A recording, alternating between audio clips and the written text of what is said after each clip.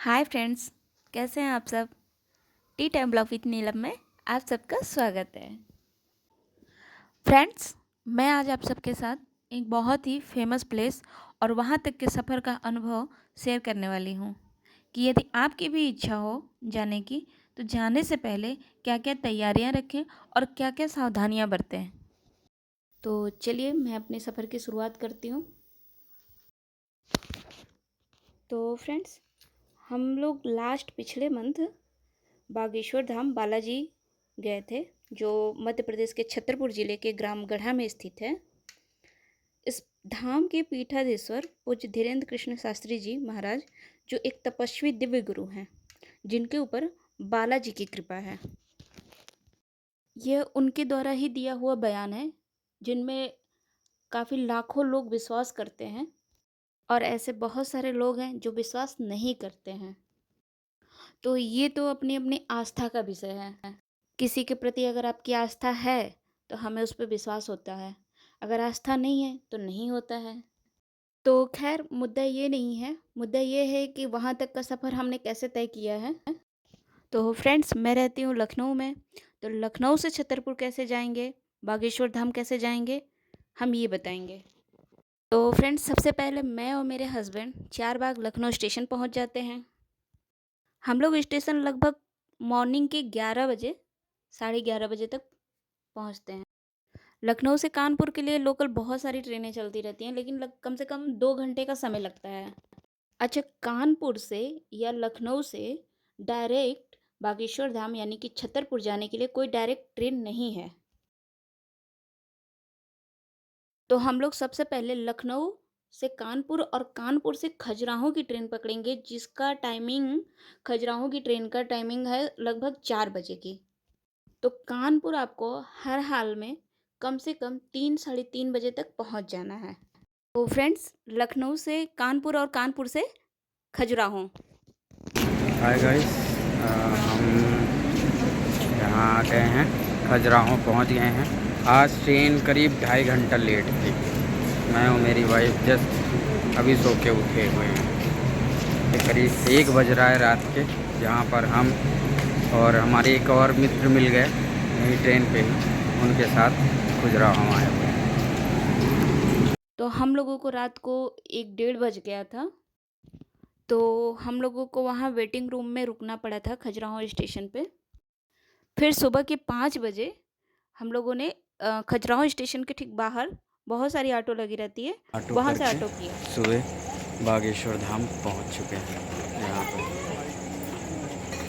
और एक व्यक्ति का 50 रुपये है ऑटो का किराया यहाँ पे, बट कोई दिक्कत नहीं होती है। रोड बहुत अच्छी है, जिसके द्वारा आप कंफर्टेबली अपने धाम तक पहुँच सकते हैं। हम दोनों नहा धो के अब अपना जो भी परिक्रमा या जो भी सामान भगवान को चढ़ाने के लिए प्रसाद हो गया लेना है, नारियल लेना है, ये सारी चीज़ें हम इस दुकान से लेने जा रहे हैं।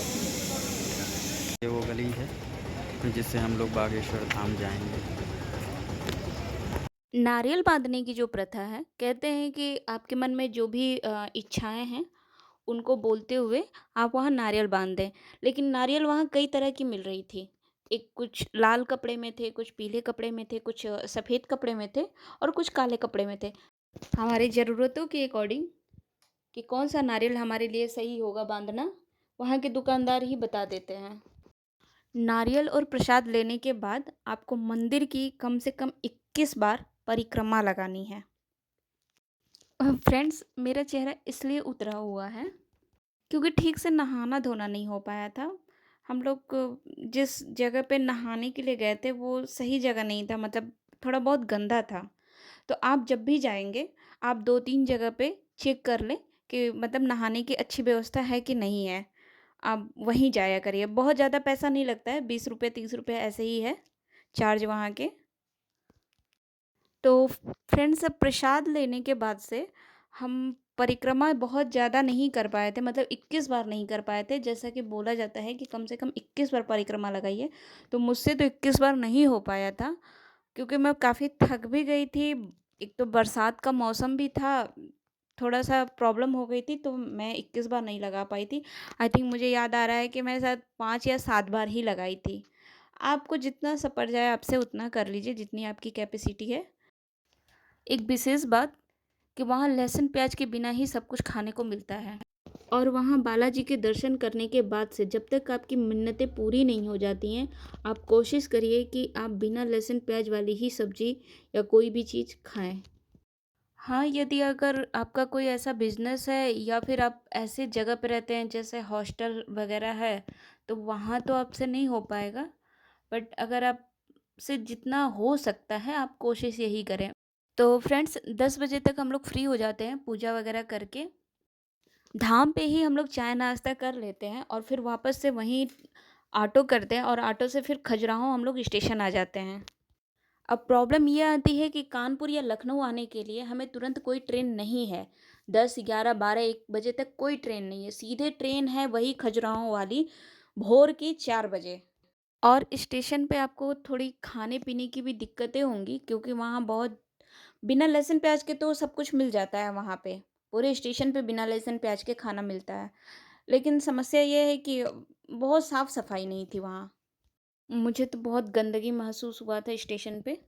कोशिश ये करें कि आप घर से ही कुछ सूखा खाना बना के लेके जाएँ, जिससे 2 दिन के सफ़र में चल जाए। तो स्टेशन पे ही हम लोगों को पूरी दोपहर, शाम और लगभग पूरी रात भी वेट करना पड़ा था। सुबह की 4 बजे फिर से वहीं खजुराहो वाली ट्रेन हम लोगों ने ली, वापस से कानपुर और फिर कानपुर से लखनऊ। तो फ्रेंड्स, इस वीडियो से रिलेटेड अगर आपका कोई क्वेश्चन है तो कमेंट बॉक्स में कमेंट्स करके पूछ सकते हैं। बाकी यदि आपको ये वीडियो अच्छी लगती है तो प्लीज़ लाइक और सब्सक्राइब करना बिल्कुल ना भूलें। Thank you.